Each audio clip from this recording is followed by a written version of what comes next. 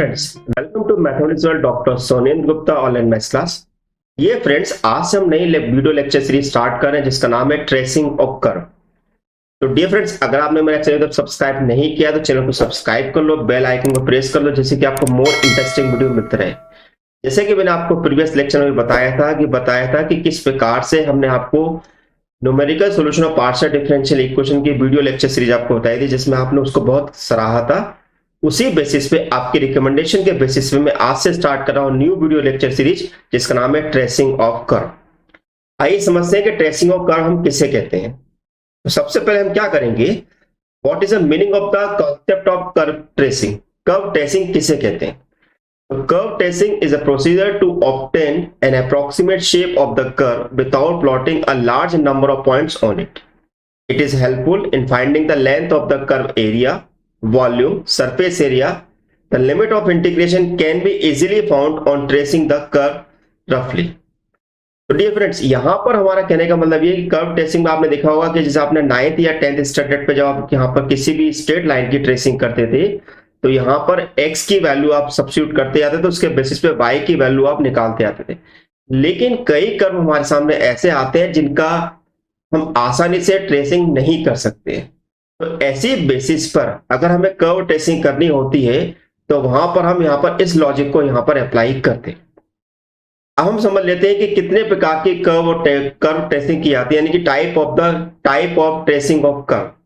Basically 3 type के curve हमारे पास आते हैं, जिसमें नंबर 1 हमारा होता है कार्टेशियन कर्व। कार्टेशियन कर्व की हमारे पास पहचान ये होती है कि ये जो भी कर्व जो x और y के फॉर्म में दिए जाते हैं वो कार्टेशियन कर्व कहलाते हैं। Number 2 polar curves. Polar curve हमारे पास वो कहलाते हैं जो कि r और थीटा के फॉर्म में होते हैं। और तीसरा हमारा कहलाता है पैरामेट्रिक कर्व, जो कि x y t की फॉर्म में होते हैं। कहने का मतलब ये कि यदि हमारे पास 2 वेरिएबल किसी तीसरे वेरिएबल के साथ अगर जुड़े हों तो ऐसे जो कर्व होते हैं वो हमारे पैरामेट्रिक कर्व की फॉर्म में कहे जाते हैं। तो आज का लेक्चर जो है वो हम स्पेशली डिस्कस करेंगे ट्रेसिंग ऑफ कार्टेशियन कर्व। तो डियर फ्रेंड्स, हमारा लेक्चर थोड़ा लंबा हो सकता है। कोई कारण क्या है कि जब भी अगर हमें ट्रेसिंग किसी भी कर्व की ट्रेसिंग करनी होती है तो उसके वर्किंग रूल पे हमें काम करना होता है। तो आज का लेक्चर जो है हम केवल वर्किंग रूल पे काम करेंगे। वर्किंग रूल को अगर आप याद करते हैं, ध्यान से देखते हैं, तभी आपको ट्रेसिंग ऑफ कर्व आपसे बनेंगे, अदरवाइज आपको प्रॉब्लम फेस करनी पड़ेगी।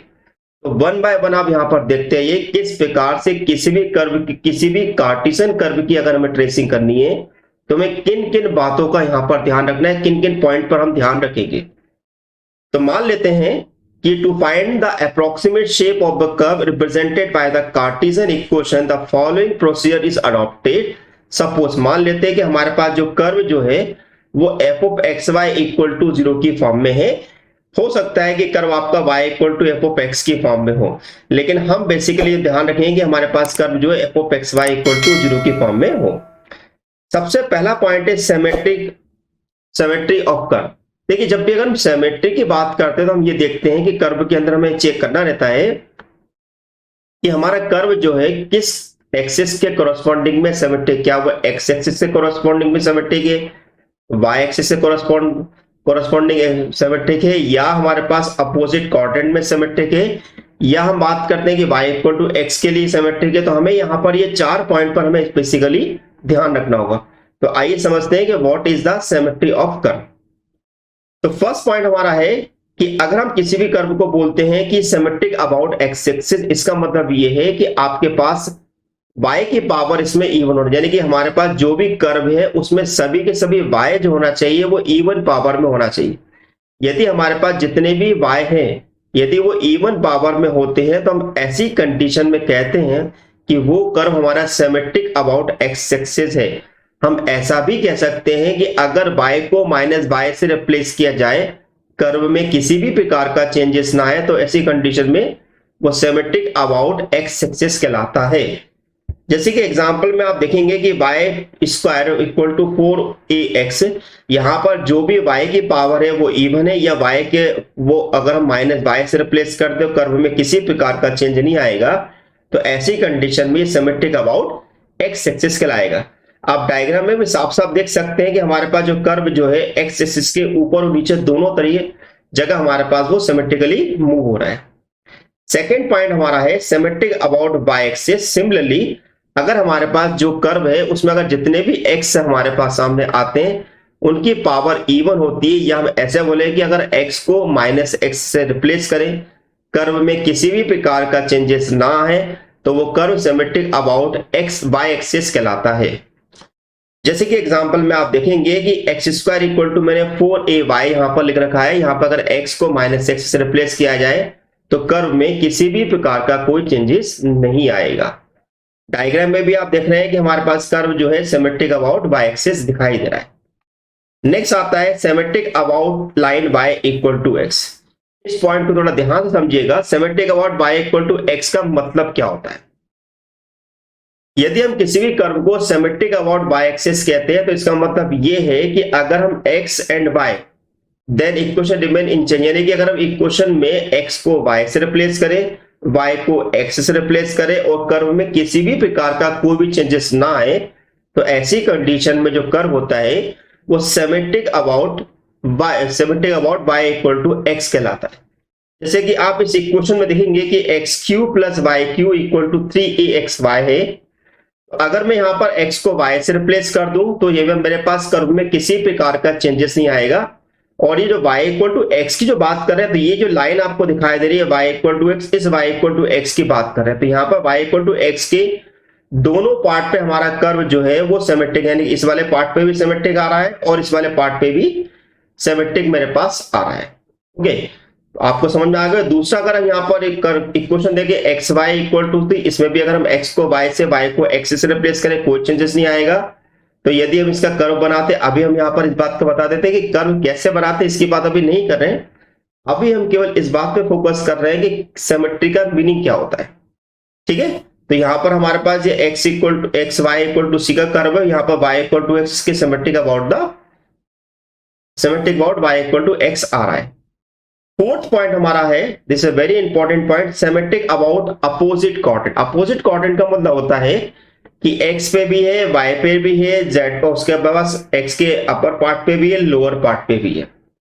तो ऐसे कर्व जो होते हैं, the curve symmetric in opposite quadrant if on replacing x to minus x, x को माइनस एक्स से रिप्लेस किया जाए और y को माइनस वाई से रिप्लेस किया जाए और कर्व में किसी भी प्रकार का कोई चेंजेस ना आए, तो ऐसे जो कर्व होते हैं वो सिमेट्रिक अबाउट अपोजिट क्वाड्रेंट कहलाते हैं। तो अब यहां पर एक इक्वेशन देख रहे हैं इलिप्स की, x square upon a square plus y square upon b square equal to 1। अगर मैं यहां पर x को माइनस एक्स से, y को माइनस वाई से रिप्लेस करूंगा तो कर्व में किसी प्रकार का चेंज नहीं आएगा।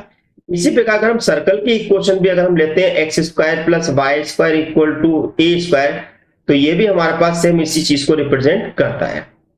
तो आई होप आपको समझ में आ गया होगा कि सिमेट्रिक का मीनिंग क्या होता है।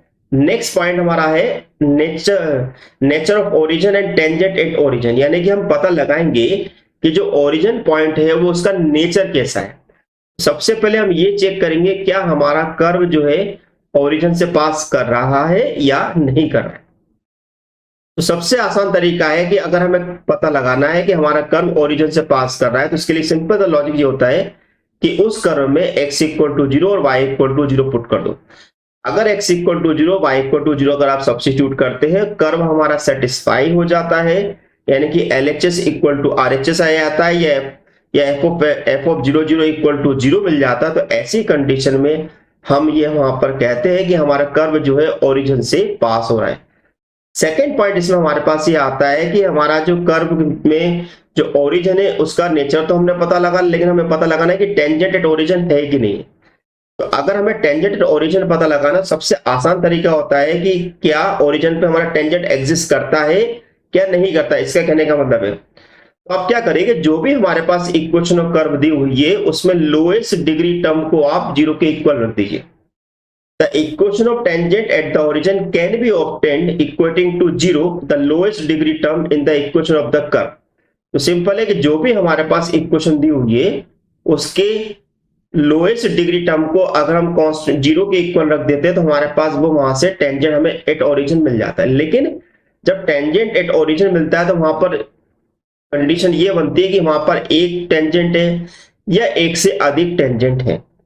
ठीक है, तो more than one tangent, if there are two और more tangent at origin then it is called the multiple. यानी कि अगर हमारे पास ओरिजिन में एक से ज्यादा टेंजेंट अगर एग्जिस्ट करते हैं तो ऐसी कंडीशन में उस पॉइंट को हम वहां पर मल्टीपल पॉइंट कहते हैं। क्या कहते हैं? मल्टीपल पॉइंट कहा जाता है। Multiple point are called a node, curve और आइसोलेटेड पॉइंट। मल्टीपल पॉइंट यानी कि डबल पॉइंट को हम यहाँ पर तीन नाम में रखे जाते हैं, यानी कि तीन कैटेगरी यहाँ पर रखी गई है। पहला होता है नोड, कर्व और आइसोलेटेड पॉइंट। अब यहां पर हम ये समझते हैं कि what is the meaning of the node, curve और isolated point. If the curve have two tangent at origin then it is called the double point. तो सबसे पहले समझते हैं हम नोड क्या कहते हैं कि if the tangent are real and distinct. ध्यान दीजिएगा, जो भी मुझे दो टेंजेंट मिले हुए हैं कि अगर वो टेंजेंट अगर वो दोनों टेंजेंट अगर रियल और डिस्टिंक्ट है तो ऐसी कंडीशन में हमारा जो ओरिजिन होगा वो नोड कहलाएगा। क्या कहलाएगा? नोड कहलाएगा। इस डायग्राम में आप देख सकते हैं कि मान लो मेरे पास ये मैंने एक कर्व यहां पर बनाया हुआ है, ये मैंने एक कर्व यहां पर बनाया हुआ, ये मेरे पास है, और इस तरह से मेरे पास ये दो ब्रांचेस इसकी निकल रही है और इन दोनों ब्रांचेस पे हम यहाँ पर अपना टेंजेंट ड्रॉ कर सकते हैं। तो पहला टेंजेंट हमारे पास ये वाला गया हुआ है और दूसरा टेंजेंट हमारे पास ये गया है T2। अब T1 और T2 हमारे पास साफ साफ दिखाई दे रहे हैं कि ये हमारे पास डिस्टेंट टेंजेंट है। तो ऐसी कंडीशन में हम यहाँ पर T1 और T2 यानी कि इस पॉइंट O को यानी कि इस पॉइंट को हम यहाँ पर नोड कह रहे हैं। क्या कह रहे हैं? नोड की कैटेगरी में इसे हम रख रहे हैं। अब इस इक्वेशन में आप देखिएगा कि इक्वेशन क्या लिखी है, x³ minus x square plus y square equal to 0 has two distinct tangent T1 and T2। Okay, अब साफ साफ है कि हमारे पास लोअर टर्म हमारे सबसे में लोएस्ट टर्म हमारे पास क्या है, ये दोनों हमारे पास लोएस्ट टर्म है। अगर इन दोनों टर्म को अगर हम 0 के इक्वल रखते हैं यानी कि हमारे पास क्या है, this is a minus x square plus y square equal to 0। It means y square equal to of x square. तो y इक्वल टू कितना मिलेगा? This is a plus x और माइनस x, यानी कि एक हमारे पास टेंजेंट होगा y इक्वल टू x और दूसरा होगा y equal to minus x। जैसे कि आप ये देख रहे हैं कि T1 जो है वो रिप्रेजेंट कर रहा है y इक्वल टू x को और जो T2 जो है वो रिप्रेजेंट कर रहा है y equal to minus x को। आई होप आपको समझ में आ गया what is the meaning of the node. अब नेक्स्ट हमारा है curve. If the tangent are real and coincide मतलब कि हमारे पास टेंजेंट तो है, दो टेंजेंट तो है, लेकिन वो एक्चुअली हमारे पास वो एक ही टेंजेंट की तरह बिहेव कर रहे हैं। तो ऐसी कंडीशन में जो आपका ओरिजिन जो होता है वो कस्प कहलाता है। जैसे कि इस डायग्राम में आप देखेंगे, इस डायग्राम में हमारे पास दो हमारे पास ब्रांचेस हमारे पास जा रही है। एक ब्रांच हमारे पास ये वाली जा रही है और दूसरी ब्रांच हमारे पास ये वाली जा रही है, लेकिन यहाँ पर एक्स एक्सिस जो है वो एक टेंजेंट की तरह काम कर रहा है जो कि हमारे पास है y इक्वल टू 0। क्या है? y equal to 0। तो ऐसी कंडीशन में हमारा टेंजेंट जो है वो एक्चुअली आ तो दो रहे हैं, लेकिन वो हमारे पास कॉमन टेंजेंट की तरह बिहेवियर कर रहा है। इसका मतलब ये है कि इस समय ये जो हमारा ओरिजिन पॉइंट जो है वो अपना कर्व्स कहलाएगा। इस इक्वेशन में आप साफ साफ देख सकते हैं कि मेरे पास अगर x³ minus y square equal to 0 है तो यदि हम यहाँ पर लोएस्ट टर्म को यानी कि वाई स्क्वायर इक्वल टू अगर हम 0 पुट करते हैं, इसका मतलब है कि y की वैल्यू जो है मुझे 0 मिलेगी। यानी कि दो टेंजेंट है लेकिन वो वास्तव में वो एक ही टेंजेंट की तरह बिहेव कर रहे हैं। नेक्स्ट हमारा है आइसोलेटेड या कॉन्जुगेट पॉइंट। आइसोलेटेड या कॉन्जुगेट पॉइंट किसे कहते हैं? If the tangent are imaginary, कई बार क्या होता है कि जो हमारे पास टेंजेंट जो होता है वो इमेजिनरी फॉर्म में आ जाता है। तो ऐसी कंडीशन में उसको हम आइसोलेटेड पॉइंट कहते हैं। आइसोलेटेड पॉइंट मतलब हमारे पास क्या है, वो टेंजेंट है भी है और टेंजेंट नहीं भी हमारे पास दिखाई दे रहा है, लेकिन ये जो टेंजेंट है वो इमेजिनरी, इसको ड्रॉ करना इतना आसान काम नहीं है, लेकिन फिर भी हम इस इक्वेशन के थ्रू आपको बताते हैं कैसे। अब जो मैंने ऊपर कर्व बनाया हुआ है उस कर्व में मैंने एक इक्वेशन ली हुई है, this is the a y square minus x plus a whole square equal to 0। अब इस कर्व के अंदर मुझे लोएस्ट टर्म हमें चाहिए, लोएस्ट टर्म चाहिए, तो उसके लिए हम क्या करेंगे कि इस इक्वेशन को हम यहाँ पर थोड़ा सा सिंप्लीफाई कर लेते हैं। तो सिंप्लीफाई करेंगे तो कितना मिलेगा, this is a y square minus x cube minus x a square x a square then minus minus x square then minus 2ax² equal to 0। अब इस टर्म में लोएस्ट टर्म मेरे पास कौन सी है? दिस इज ऑब्वियसली ये वाली term मेरे पास दिखाई दे रही है। तो x इक्वल टू मेरे पास कितना आ जाएगा? 0। Point minus a0 is a point common to the two branches of the curve having the two imaginary tangent at this or point a greater than 0। तो ऐसी कंडीशन में ये जो पॉइंट हमारे पास जो है वो हमारे पास दो टेंजेंट को रिप्रेजेंट कर रहा है। तो यहां पर ये जो वाला पॉइंट हमारा जो है वो हमारा कहलाएगा आइसोलेटेड कॉन्जुगेट पॉइंट। अब यहां पर एक बहुत इंपॉर्टेंट लॉजिक मैं आपको बता रहा हूं किस प्रकार से हम डबल पॉइंट का नेचर पता लगा सकते हैं with the help of the derivative. ध्यान से समझिएगा। मान लीजिए कि हमारे पास कोई भी हमारे पास एक कर्व है f of x y equal to 0। हम इसके पार्शियल डेरिवेटिव निकाल लेते हैं del f upon x, del f upon del y, del two f upon del x square, del two f upon del y square और del two f upon del x del y. आपको यहां पर इसका सबसे पहले निकालना होता है सिंगुलर पॉइंट। सिंगुलर पॉइंट निकालने के लिए आपको del f upon del x equal to 0 और del f upon del y equal to 0 निकाल लेता है। अब जो भी आप यहां पर निकालेंगे, मान लो इनको सॉल्व करने पे मेरे को जो पॉइंट मिला है वो पॉइंट ए बी मिला हुआ है। अब इस पॉइंट ए बी को आप क्या करेंगे? F of x y equal to 0 में रख देंगे। यदि f of a b equal to 0 होता है तो then such a singular point is called the double point. तो वो डबल पॉइंट की कैटेगरी में आ जाता है। अब हम क्या करेंगे नेक्स्ट से इसी पॉइंट ए बी पर हम del two f upon del x del y square minus del two f upon del x square into del two f upon del y square की वैल्यू अगर ग्रेटर देन 0 आती है तो वो आपको कहलाएगा नोड। ऐसे भी हम पता लगा सकते हैं। इसी प्रकार यदि हमारे पास ये वैल्यू अगर 0 के इक्वल आती है तो ये कस्प कहलाएगी। अगर ये वैल्यू अगर मेरे पास लेस देन 0 आती है तो ये आइसोलेटेड और कॉन्जुगेट पॉइंट कहलाएगी। तो अगर आप इस लॉजिक को अप्लाई करते हैं कि हमारा डबल पॉइंट का नेचर क्या है, यानी किसी क्वेश्चन में अगर आपसे स्पेशली केवल ये पूछा गया है कि भाई बताइए कि डबल पॉइंट का नेचर क्या है, क्या वो नोड है, कस्प है या आइसोलेटेड पॉइंट है, तो इस लॉजिक को अगर आप अप्लाई करेंगे तो बड़ी आसानी से हम वो निकाल सकते हैं। थर्ड पॉइंट हमारा है this is the point of intersection with the coordinate axis. Coordinate axis यानी कि हमें पता लगाना है कि हमारा कर्व क्या एक्स एक्सिस या वाई एक्सिस पर इंटरसेक्ट कर रहा है या नहीं कर रहा है।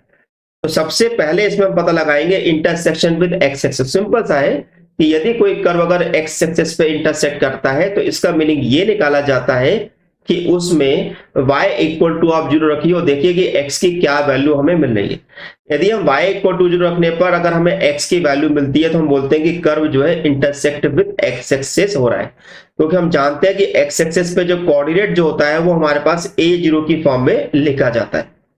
सेकेंड है इंटरसेक्शन विद y एक्सिस। अगर हमें इंटरसेक्शन विद y एक्सिस निकालना तो सिमिलरली हम यहाँ पर x इक्वल टू 0 पुट करेंगे और y के आउटपुट लेंगे। जो भी अगर मेरे पास y के आउटपुट आ रहे हैं तो ऑब्वियसली वो जो कोऑर्डिनेट होंगे वो 0b की फॉर्म में हमारे पास आना चाहिए। अब यहाँ पे मैं एक एग्जांपल के थ्रू आपको बता रहा हूं कैसे हम curve intersection with x axis या y एक्सिस निकालते हैं। मान लीजिए हमारे पास एक कर्व दिया हुआ है x square upon a square plus y square upon b square equal to 1। हमें पता लगाना है कि ये कर्व जो है एक्स एक्सिस पे कहां इंटरसेक्ट कर रहा है और वाई एक्सिस पे कहां इंटरसेक्ट कर रहा है। तो डियर फ्रेंड्स, अगर आपको लेक्चर से रिलेटेड कुछ भी अगर क्वेरी है तो आप लेक्चर के कमेंट बॉक्स में पूछ सकते हैं। आपकी क्वेरी जल्द से जल्द सॉल्व की जाएगी। और अगर आपको मेरा लेक्चर अच्छा लग रहा है तो लेक्चर में कमेंट करना ना भूलिएगा। और अगर आप मेरे चैनल पर नए आए हुए हैं तो चैनल को सब्सक्राइब करना ना भूलिएगा और बेल आइकन को प्रेस करना मत भूलिएगा, जिससे कि आपको फर्दर मोर इंटरेस्टिंग वीडियो मिलता रहे। एक बात का हमेशा ध्यान रखिए, जब भी अगर आप कोई भी लेक्चर देखते हैं मेरा या किसी और का भी, आप लेक्चर को स्किप ना करें, क्योंकि अगर आप लेक्चर को स्किप करेंगे तो जो मैं आपको बारीक से बारीक पॉइंट आपको बता रहा हूं हो सकता है कि वहां पर वो पॉइंट आपसे छूट जाए।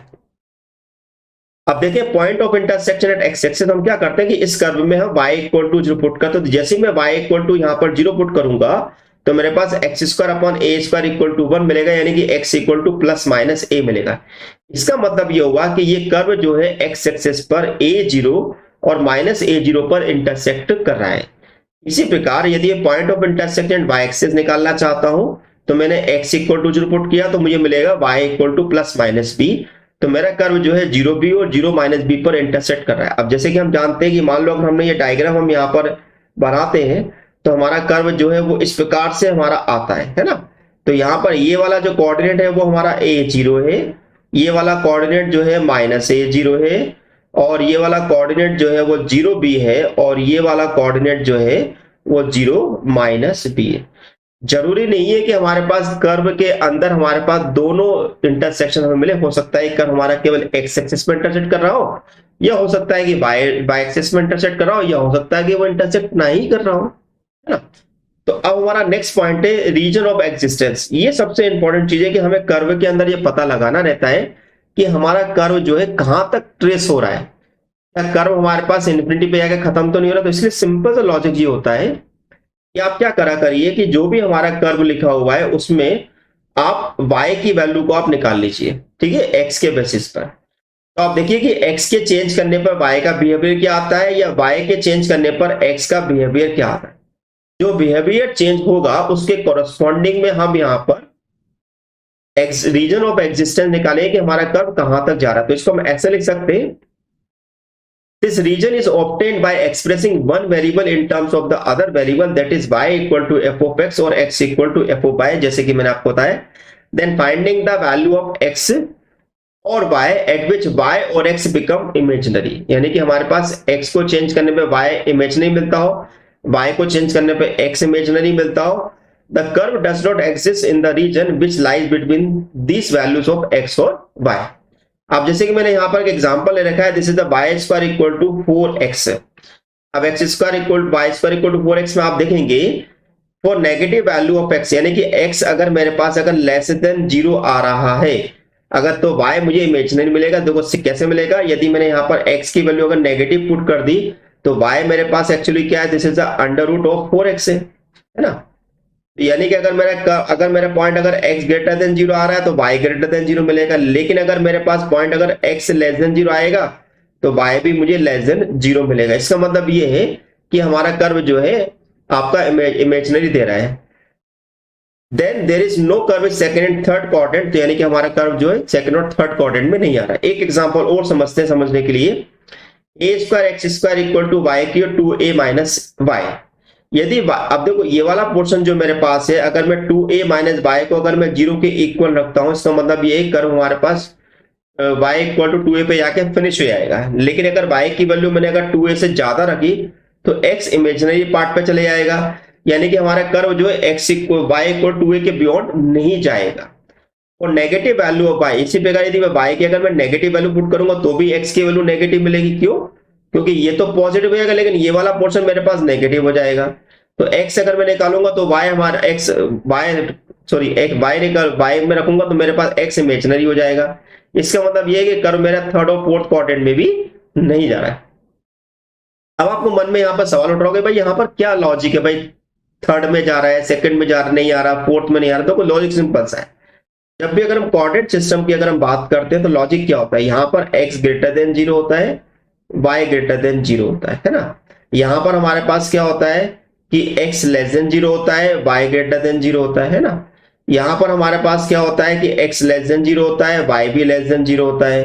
और यहाँ पर हमारे पास जो है x ग्रेटर देन 0 है और y लेस देन 0। तो इसके अकॉर्डिंग हम यहाँ पर डिसाइड करते हैं कि हमारा वो थर्ड क्वाड्रेंट, सेकंड क्वाड्रेंट या फोर्थ क्वाड्रेंट में नहीं आ रहा है। जैसे हमने लगा कि भाई y ग्रेटर देन 2 यानी कि हमारे पास ऐसे लॉजिक पे आ गए, ठीक है। तो x मेरे पास इमेजिनरी आ रहा है, x इमेजिनरी आ रहा है यानी कि हमारे पास नेगेटिव पोर्शन हमें मिल रहा है। इसका मतलब है कि उस क्वाड्रेंट में वो मूव नहीं कर रहा है। आइए तो सबसे इंपॉर्टेंट लॉजिक हम यहाँ पर डिस्कस करते हैं, asymptotes are the tangent to the curve at infinity. अब यहाँ पर एक शब्द हमारे पास यूज हो रहा है एसिम्पटोट्स। एसिम्पटोट्स इसको क्या बोलते हैं, एसिम्पटोट्स, है ना। यानी कि ऐसे टेंजेंट जो किसी कर्व को इंफिनिटी पर टच करते हैं या काटते हैं, मतलब इंटरसेक्ट करते हैं, तो वो जो स्ट्रेट लाइन होती है वो आपके एसिम्पटोट्स कहलाती हैं। अब हमें किसी भी कर्व में अगर एसिम्पटोट्स पता लगाना है कि क्या हमारे को मिल रहा है कि नहीं मिल रहा, तो यहाँ पर 3 प्रकार के एसिम्पटोट्स होते हैं। पहला एसिम्पटोट्स होता है पैरेलल टू एक्स एक्सिस, दूसरा होता है asymptotes parallel to Y axis, और तीसरा होता है ऑब्लिक एसिम्पटोट्स। आप समझते हैं कि कैसे इनको हम निकालते हैं। तो फर्स्ट पॉइंट हमारा है asymptotes parallel to x axis. अगर हमें किसी भी कर्व का asymptotes parallel to x axis निकालना, सबसे आसान तरीका जो होता है equating the coefficient of highest degree term of x in the equation to equal to 0। यानी कि जो भी मेरे पास इक्वेशन दी हुई है उसमें हम क्या करेंगे, उसके कोफिशिएंट को इक्वेट करेंगे एक्स के हाईएस्ट टर्म में। जैसे मान लो हमारे पास ये इक्वेशन दी है by x square minus 4x square plus x plus 2। अब मुझे एसिम्पटोस निकालना है, पैरेलल टू एक्सेस निकालना है, तो हम क्या करेंगे, यहाँ पर x की हाईएस्ट डिग्री कौन है हमारे पास, एक्स स्क्वायर है। तो एक्स स्क्वायर का कोफिशिएंट कितना है, y माइनस 4, तो इस y माइनस 4 को हमने 0 के इक्वल रख दिया। यानी कि इसका मतलब ये निकला कि इस इक्वेशन का जो एसिम्पटोस है पैरेलल टू एक्स एक्सेस जो है वो y इक्वल टू 4 है। ओके, सेकेंड पॉइंट हमारा है कि asymptotes parallel to y axis. Similarly कि जो भी y की हाईएस्ट डिग्री टर्म होगी उसका जो कोफिशिएंट होगा उसको हम इक्वल टू 0 रख देंगे, तो उससे मिल जाएगा asymptotes parallel to y axis. Example में आप देखेंगे कि x y cube minus 2y³ plus y square plus x square plus 2 equal to 0। तो x माइनस 2 को मैंने y³ को मैंने कॉमन निकाला, तो हाईएस्ट डिग्री टर्म मेरे पास y की क्या है, y³ है, तो इसका कोफिशिएंट कौन हो गया, x माइनस 2 हो गया। तो x माइनस 2 को मैंने 0 के इक्वल रख दिया, तो जो x इक्वल टू 2 जो मुझे मिला है, this is asymptotes parallel to the y axis. अब तीसरा हमारे पास कहलाता है ऑब्लिक एसिम्पटोस। ऑब्लिक एसिम्पटोस की तरफ हम जब जाते हैं कि अब हमारे पास पैरेलल टू x या पैरेलल टू y नहीं मिल रहे हैं, तो ऐसी कंडीशन में जाते हैं, तो ऑब्लिक एसिम्पटोस जो होता है वो y equal to mx plus c की फॉर्म में निकाला जाता है। तो सबसे पहले हम क्या करेंगे कि जो भी मेरे पास इक्वेशन दी हुई है उस इक्वेशन को हम यहां पर लिख देंगे, this is the pi of x y, है ना। अब वहां पर हम डिग्री देखेंगे हमारे पास, जैसे मान लो हमारे पास n डिग्री की कितनी टर्म हमारे पास मिल रही है, n माइनस 1 की कितनी मिल रही है, n माइनस 2 की कितनी मिल रही है।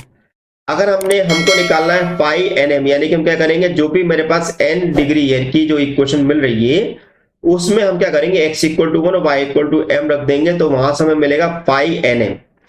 अब उस पाई nm को हम यहाँ पर 0 के इक्वल रखेंगे और m की पॉसिबल रियल वैल्यूज को निकाल, ध्यान दीजिएगा, m की पॉसिबल रियल वैल्यूज को हम यहाँ पर एवेल्युएट करेंगे। नेक्स्ट हम निकालेंगे n माइनस 1 वाला टर्म, n माइनस 1 वाले की उससे लोएस्ट डिग्री टर्म निकालेंगे, उसमें x इक्वल टू 1 और y इक्वल टू m रखेंगे, तो हमको मिलेगा पाई n माइनस 1 वाली टर्म हमें मिल जाएगी। देन यहाँ पर हम c की वैल्यू निकालेंगे, c की वैल्यू जो होती है वो minus pi n minus 1 m upon pi dash n m निकालते हैं। अब हम यहाँ पर m की डिफरेंट डिफरेंट वैल्यूज हम रखते हैं और c के कोरस्पॉन्डिंग डिफरेंट डिफरेंट वैल्यूज निकालते आते हैं। हो सकता है कि if the value of m are not equal, यानी कि हमारे पास m की वैल्यू जो है इक्वल ना आ रही है, तो ऐसी कंडीशन में हम c निकालने के लिए हम इस इक्वेशन का यूज करते हैं, लेकिन इसका बहुत ही रेयरली हमें जरूरत पड़ती है, लेकिन फिर भी हमें ध्यान रखना है। Obtain the equation of asymptotes by putting the value of m and c in y equal to mx plus c। अब देखिए मैं यहाँ पर एक क्वेश्चन के थ्रू आपको बताता हूँ कि ये ऑब्लिक एसिम्पटोस निकलता कैसे। मान लीजिए हमारे पास ये इक्वेशन दी हुई, this is x³ plus y³ minus 3xy equal to 0। अब आप देखिए कि मेरे पास इस इक्वेशन में मेरे पास दो हमारे पास टर्म्स डिग्री दिखाई दे रही है, एक हमारे पास 3 डिग्री की टर्म दिखाई दे रही है और एक 2 डिग्री टर्म दिखा रही है। इसका मतलब ये है कि अगर मैं यहाँ पे बोलूँ कि भाई phi3 ऑफ xy मेरे पास क्या है, तो मेरा जवाब क्या होगा, this is the x³ plus y, है ना। और अगर मैं आपसे बोलता हूं कि भाई phi2 ऑफ xy क्या होगा, तो आपका जवाब क्या होगा, आपका जवाब होगा this is a minus 3xy। Okay, अब हम क्या करेंगे कि अगर मुझे यहाँ पर phi3 ऑफ m निकालना है, तो हम क्या करेंगे, x की जगह 1 और y की जगह m रखेंगे, तो हम ये कितना मिलेगा 1 प्लस m³, यानी कि हमने third degree term of the equation. इसी प्रकार अगर मुझे phi2m निकालना है, तो क्या करूंगा, मैं x की जगह 1 y की जगह m रखूंगा, तो मुझे phi2 ऑफ m मिल जाएगा। अब जो भी मेरे पास थर्ड डिग्री की टर्म है उसको मैंने 0 के इक्वल रखा, तो 1 प्लस m³ इक्वल टू 0 मिला। तो मुझे पता है कि 1 प्लस m³ के अंदर एक पार्ट जो होता है रियल होता है, बाकी दो पार्ट हमारे इमेजिनरी होते हैं, तो हमें केवल रियल पार्ट पर हमें काम करना। तो m इक्वल टू -1 मेरे पास है रियल पार्ट।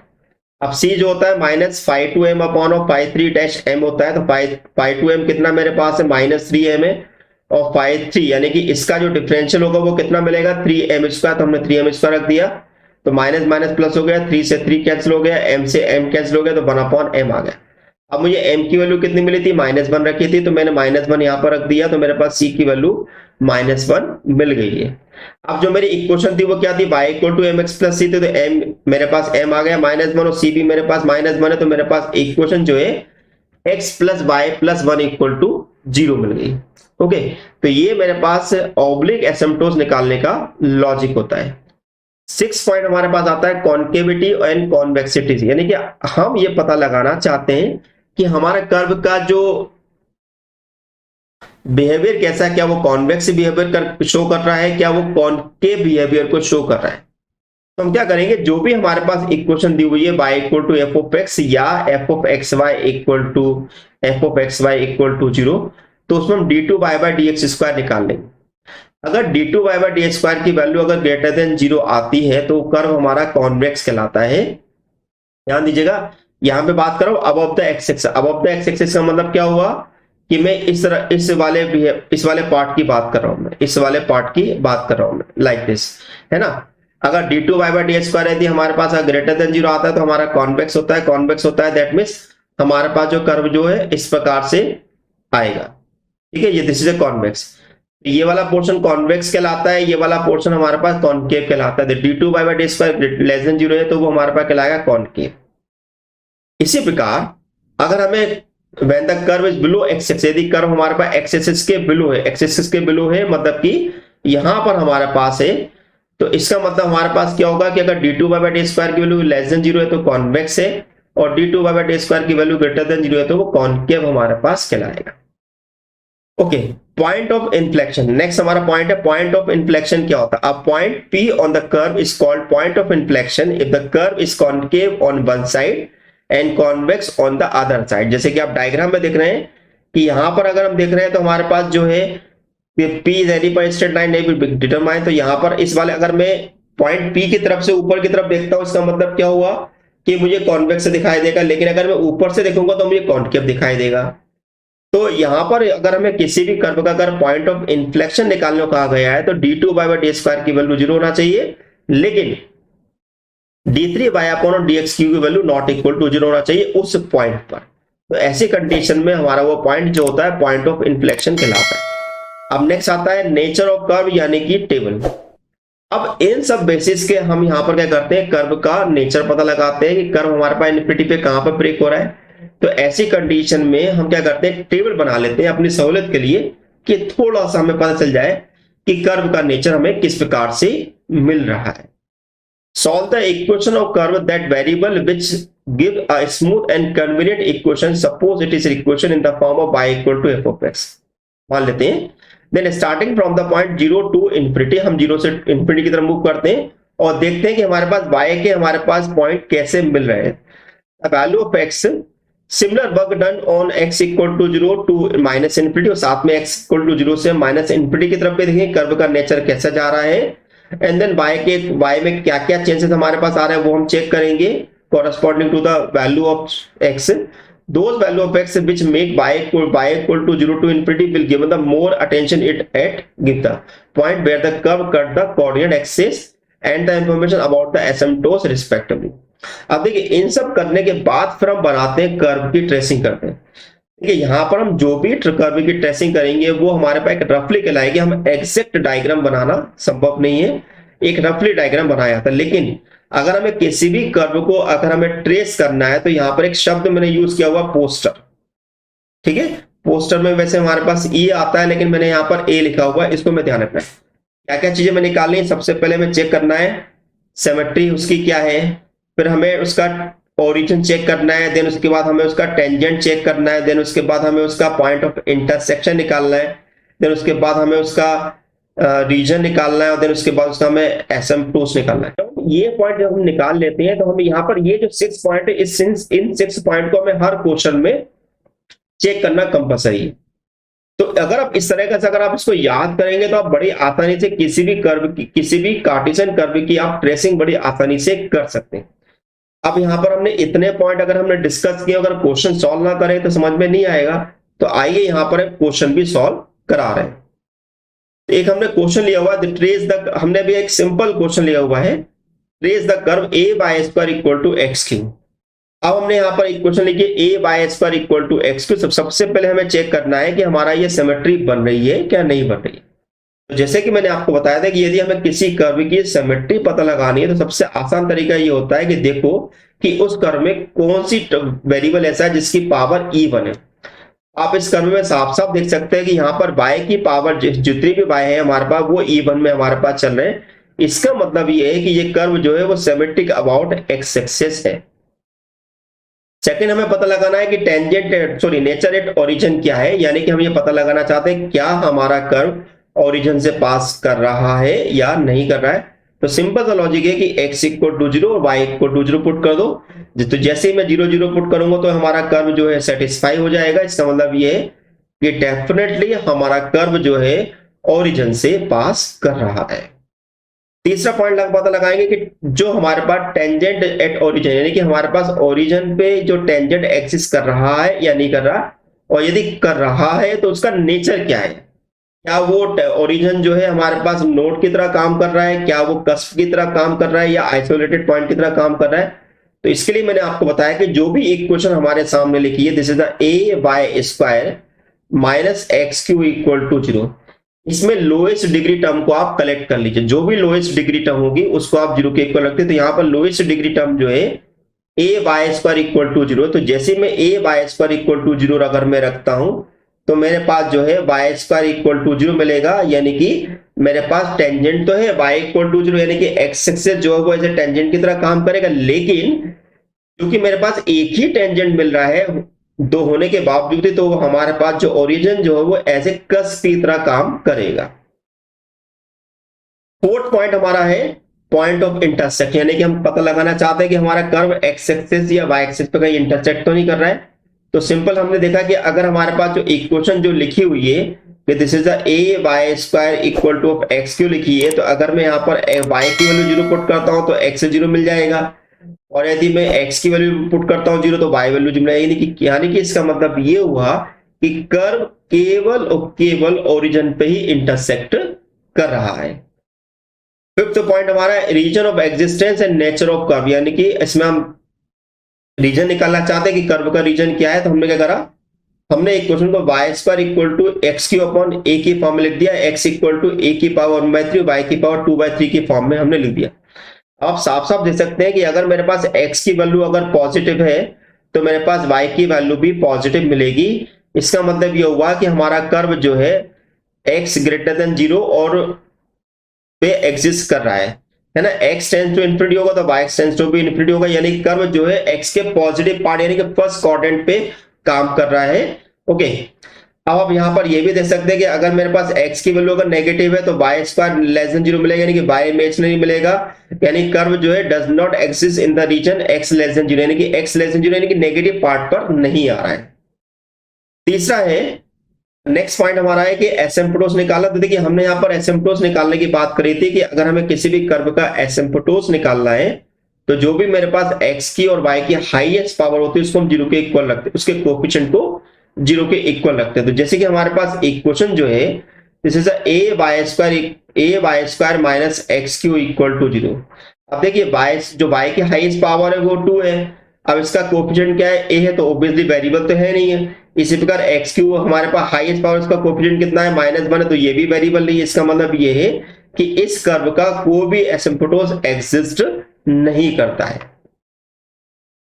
अब यहां पर हम रफ स्केच बना लेते हैं हमारे पास। देखो भाई सिंपल सी बात है कि हमने सबसे पहले पता लगाया कि हमारा कर्व कैसा है, कि हमारा कर्व जो है वो हमारे पास इस ओरिजिन से पास होता है, it is symmetric about the x axis है। जो हमारा ओरिजिन जो है वो एक कस्प की तरह काम करता है, तो हमने उसमें देखा। अब यहाँ पर एक रफली डायग्राम में देखो एक टेबल भी आप यहाँ पर बना सकते हो। मान लो ये मेरे पास एक्स है और ये मेरे पास वाई है। वाई मेरे पास जो मिला था, y जो हमारे पास जो मिला था वो हमारे पास कितना मिला था, this is the x cube upon of a, है ना, x cube upon of a मिला था। हमने इस प्रकार से इसको हम ड्राइव कर लेते हैं, एक लॉजिक आपको मिल जाएगा। सबसे पहले क्या है कि अगर मैंने 0 पुट किया तो 0 मिलेगा, अगर मैंने a पुट किया, है ना, यहाँ पे मैं चीज को हटा देता हूँ तो ये अंडर रूट में हमारे पास आ जाएगा ना। तो मैंने a पुट किया तो मेरे पास कितना मिलेगा, this is plus minus a, है ना। तीसरा मेरे पास अगर इसके बाद मैंने उसके बाद में अगर इंफिनिटी पुट किया तो ये भी इंफिनिटी हो जाएगा, है ना। इसका मतलब ये हुआ कि हमने अपने कर्व के अंदर ये हमने यहाँ पर अपना एक्स एक्सिस, यहाँ पर हमने ये दिस इज एक्स एक्सिस, हमने वाई एक्सिस बना दिया। तो हमें पता है कि हमारा एक्स एक्सिस जो है वो एज ए टेंजेंट की तरह काम कर रहा है। इसका मतलब ये, और हमारे पास 2 टेंजेंट मिल रहे हैं, तो हमारे पास जो एक ब्रांच हमारे पास कुछ इस प्रकार से जाएगी और दूसरी ब्रांच मेरे पास कुछ इस प्रकार से जाएगी, ठीक है। क्योंकि ये हमारे पास जो ओरिजिन जो है वो एज ए कस्प की तरह काम कर रहा है। तो हमारे पास ओरिजिन जो है कस्प की तरह काम कर रहा है। तो एक आसान सा मैंने यहाँ पर क्वेश्चन लिया होगा।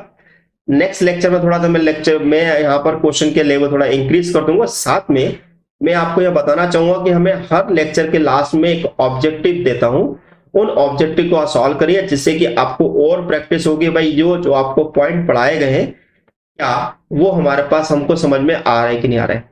तो डियर फ्रेंड्स, आपको मेरा लेक्चर कैसा लगा है मुझे जरूर बताइएगा, और लेक्चर में कमेंट्स करना ना भूलिएगा कि आपको लेक्चर में क्या चीज सबसे अच्छी लगी है। तो thank you for watching my channel, doctor Sunendra Gupta. Thank you so much.